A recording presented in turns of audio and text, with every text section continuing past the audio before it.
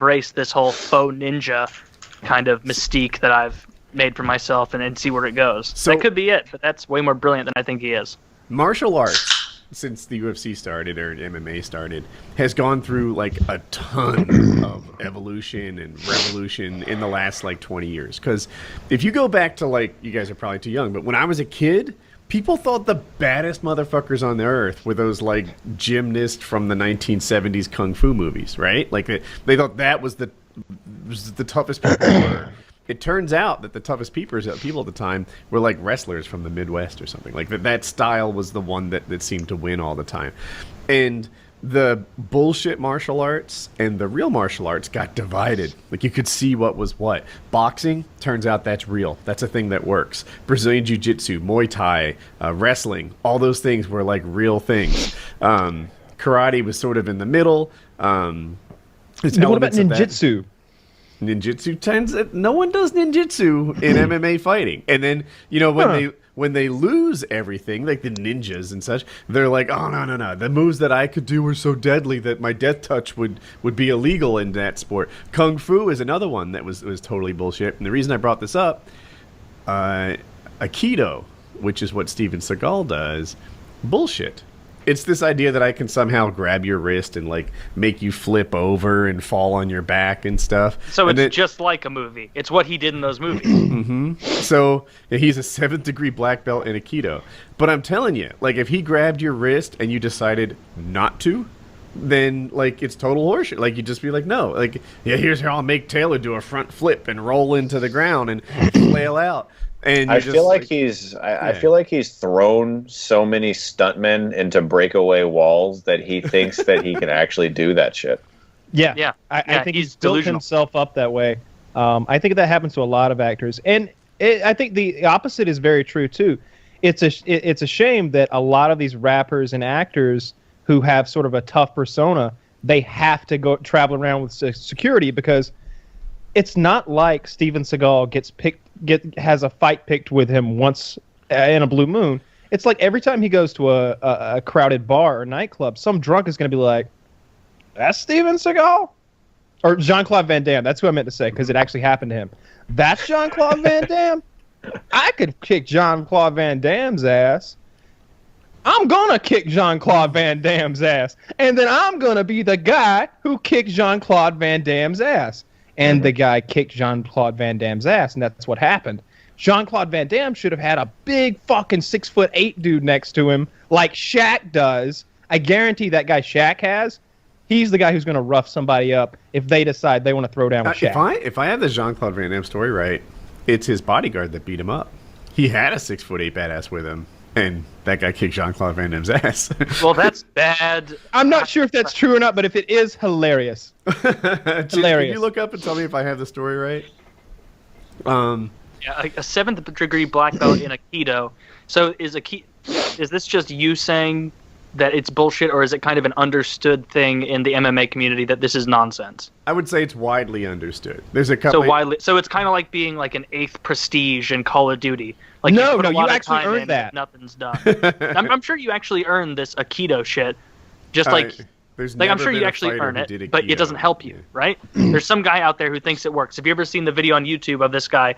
He thought that his like mind jitsu or something could actually fend someone off, and I'm sure Kyle's seen it. The guy, like, I can challenge someone. This kind of amateur karate douche goes in his gi and just starts beating the shit out of this master who's trying to, like, this is his move is like, the issue was him back. That he was like this. He would put all these demonstrations where he would have a dozen students attack him like he's Bruce Lee, and very quickly with short, quick movements, and you know, he would grab the wrist and flip them, kind of like we were discussing earlier, and they would just be flying like paper mache all around him. And then there's this challenge, this actual throwdown between him and a fighter, and the fighter does what fighters do. He punches the guy in the mouth immediately, and the ninjutsu master, Shaolin monk, air tactic guy goes, "Fuck, I bleed? I didn't know I had blood in me. Nobody's ever dared fucking hit me before because I flipped so many people through the air all day." Did you see like his little preview technique where it wasn't even the whole like grab and flip, which he does, but he had like 12 of his guys like running at him at the same time, and he did like a and like just from a distance just like waved them, and it was like they were a wave at a baseball game, and they all it was crumbled. Like he got lazy. It was like for a while he would be into it in high effort. There would be like a ta ta ta and like knock a guy out, and then the next guy he just kind of grabs his wrist and twists it, and the guy goes flipping through the air, and the next guy he just kind of slaps him in the neck and he falls over unconscious. But then the guy after that, he just kind of points at him and goes, "Woo!" And the guy just literally does a cartwheel and falls on his neck. And he goes like, "Whoa, what now?" And then, like Taylor said, he goes, "Ha!" And a whole wave of people just like scatter like bowling pins. In fairness, this fake martial arts guy, does he not have the better skill? Right? Like, yes, he's a manipulative. He's just a cult leader. He's a cult leader. That's where I was headed on this. Like that guy, the martial artist that beat him up, right? He's probably in the top 5% of tough guys. I mean, he didn't even look like a pro athlete or anything. Let's just admit that he's a regular tough guy.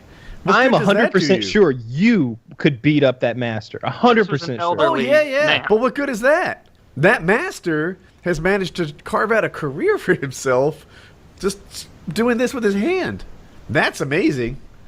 Fair enough. Can he use these skills other place? Like, does he talk people into accepting expired coupons at the grocery store?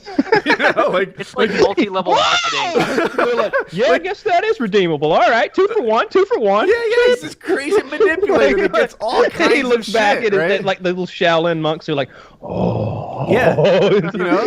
fucking master did it again. 2 for 1, motherfuckers. We're eating Domino's tonight. Yeah, he goes to a restaurant. They're like super salad. He's like, both. And all of a sudden he has extra food. Like, that guy's got the gift. It'd be fantastic. Fair enough. He's like the WWE of martial artists. He's got a lot of people convinced that it's real, but the majority of people who are outside are like, yeah, that's fake. I don't get his lines wrong too. He's like, if you actually believe that I do not know how to control you, like, just, I don't know. I can just picture him doing the Hulk Hogan thing. I like that in combat sports, you can actually say who is better, like 100%. Like, sometimes the Braves are going to beat the Yankees, and some days the Yankees are going to beat the Braves. That's why they play 7 games, to decide this thing. But when a fight happens, you know at the end of the fight, like who won and who lost. I love that about it. Yes. I'm sure there are some fights where someone's like, man, that guy was getting his ass beat the whole time. Then he lands one lucky jab and just hits the right button. That happens, but you see it, and you know that. You get that eventuality. Just because it didn't go the way you thought it would, that's not a negative. That's another one of the positives of combat sports, that you can have an underdog. You can have a guy get his ass beat all night long, eating that jab until his face is blood and guts. But then he gets his takedown, and he's a jits master, and this other clown doesn't know what he's doing on his back, and it's all over because he's wrapped up in 45 seconds. And some fighters explode when they have the adrenaline rush. They get hit, they get pounded, and then they it's like the Rocky thing. You just take it, and I don't know much about fighting, but I watch a little bit, but I'm not a huge sports guy, so that's why I'm not talking too much during this combo, because all I can really say is, well, then let's talk about sports movies. I can be like, yay, Rocky is great. No, I loved Creed. Creed blew me. I was so surprised by Creed. I was walking in skeptical, but I think it might be my favorite Rocky film, which is really kind of nuts for me to say, but I loved it. I haven't seen it yet, but now I will, based on that recommendation, because I think I haven't been looking forward to it, because it's just, there's so many of them, right? Like, at this point, it's kind of getting tired. I'm like, I want to see Balboa. I'd like to see Balboa do something completely different. He's always fighting. He's always training fighters. What if fighting wasn't good enough? What if he couldn't solve the problem with his hands? What if he had to pick up a gun? Finally, what if he had to Balboa escalate goes to law school? No, Balboa's not going to law school. No, man. Didn't teach him nothing about no briefs. Like, no, he picks up a gun and has to go on a shooting rampage. I'd rather see that. It seems like your things, like your problems with entertainment, are all solved by just giving the character a gun. Like, I don't like Daredevil, let's just give him a gun. I don't like Rocky, let's just give him a gun. Problems in life are solved if you just have a gun. I see. No, for me, it's just I'm just messing with you. But no, and I like what in the chat. Yeah, it's kind of like Rambo. That's what Rambo is. So Stallone is that's like Rocky. Grew some hair, went through a war in Vietnam, and now he's got a gun. What you pointed out something pretty telling there about all movies and entertainment, though, and that's that I think two pieces of technology completely change almost every story, narrative, movie, whatever you want to call it, and that's the cell phone and the gun. Because those are the great equalizers that mankind have come up with, I think. The cell phone means I can get backup. From anywhere and everywhere, I can get backup. You don't just have to mess with me anymore. You might have to mess with all of us now. And go ahead. So many movie plots are based on like missed connections or miscommunication, and the cell phone changes. Romeo and Juliet? Yeah. It's over in 3 minutes. All of Seinfeld. Right? They're on Tinder. Like, it's over, you know? Yeah. If suddenly everyone can send text messages or phone calls to each other and they all have these devices in there, that girl dies in Taken with no cell phone. Yeah, it's interesting. So now, of course, plots have adapted. But yeah, if you put a cell phone in, everyone can communicate and everyone can Google and all that stuff. It changes a ton of movies. And then the gun, I feel like, equalizes virtually every situation. Like how many movies rely on the device that the person, the enemy that we're dealing with, we just can't physically overcome it. Think about like Cujo. Like we're just trapped in a car because of the big Saint Bernard outside, right? Cujo comes, you just fucking shoot Cujo, and you get out of the car, and then your little kid's not dying of dehydration. You're not. No, then you don't have to deal with a slobbering Saint Bernard hand to hand because that's absurd. Sure. All of the slasher movie would be boring as fuck. All of the slasher movies. Every movie character a gun and a cell phone. It'd be hard to manufacture a problem they couldn't escape. Like Absolutely. Even the guys in Saw, where it's like, oh, we're gonna, chop your head off if you don't do this intense. Oh, well, I got a gun and a cell phone. The police are on the way. That's it. Oh, you gave me 40 minutes. I'll tell them to stop and get an energy drink on the way.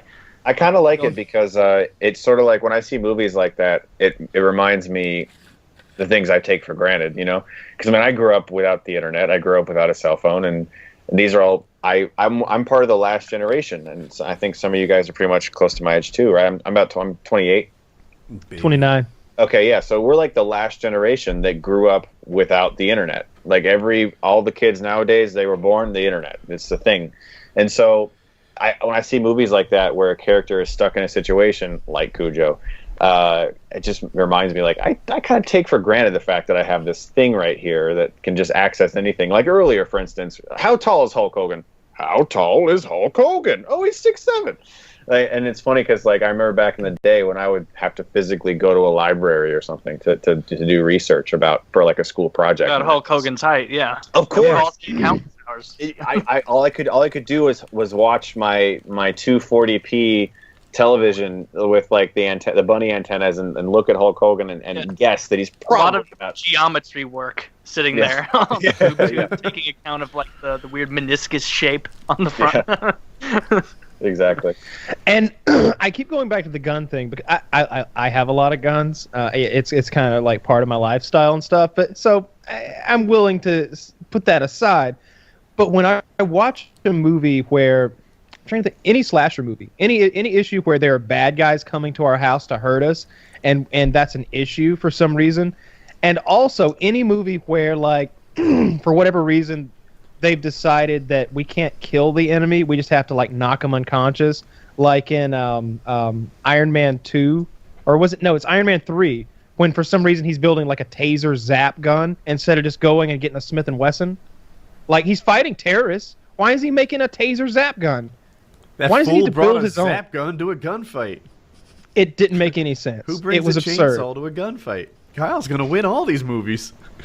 Every one of them. Any movie where the bad guy doesn't have a gun, I win. All of them. I like 100% of the time. So is that the reason that you said before, I think I'm getting this right, that you're not afraid of movies where it's like, oh, Mr. Jenkins gone crazy. He's out there with the scythe. He's going to get us. You're afraid Bring of movies. Bring it on, Mr. Jenkins. Yeah, Mr. Jenkins. Bring it on. You're not worried about him at all. on you. You've piled up all your clothes as a makeshift barricade in front of the door, just in case. But your clothing I spend my afternoon shooting silhouettes of Mr. Jenkins. I've been waiting for this day for years. But